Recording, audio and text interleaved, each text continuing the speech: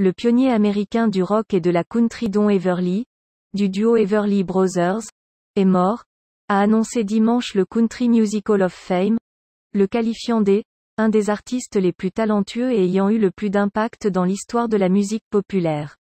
Mort samedi à 84 ans à Nashville dans le Tennessee, capitale de la musique country, il formait avec son frère Phil un duo très influent pour ce genre musical typique des États-Unis.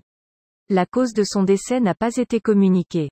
Les hommages dans le monde de la musique ont afflué après l'annonce de sa mort, de la part notamment de Carole King, Roy Orbison Jr., ou encore Julian Lennon qui a déclaré dans un tweet « R.I.P. Don des plus Everly Brothers plus », qui avec son frère Phil a écrit parmi les chansons les plus mémorables de tous les temps.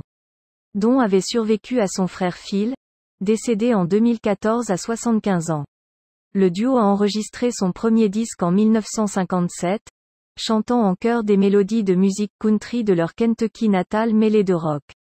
Leur musique a influencé toute une génération de groupes dans les années 1960, à commencer par les Beatles John Lennon et Paul McCartney, qui au début de leur carrière se faisaient surnommer les Foreverly Brothers. Simon and Garfunkel, les Beach Boys ou encore les Byrds leur doivent également cette façon de chanter en harmonie. Leur influence dépasse même leur renommée, avait écrit Paul Simon dans le magazine Rolling Stone, qualifiant le duo de « plus important de l'histoire du rock ».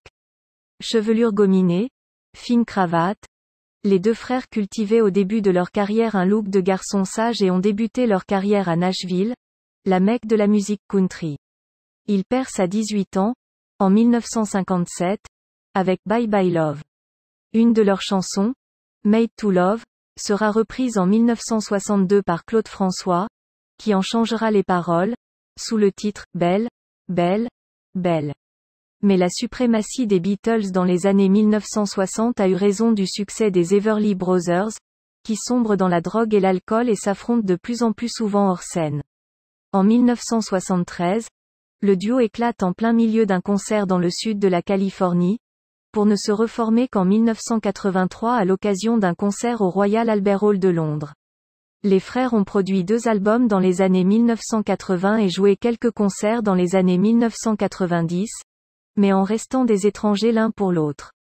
Nous sommes complètement différents, sauf quand nous chantons ensemble, avait déclaré Don Everly au Los Angeles Times en 1999.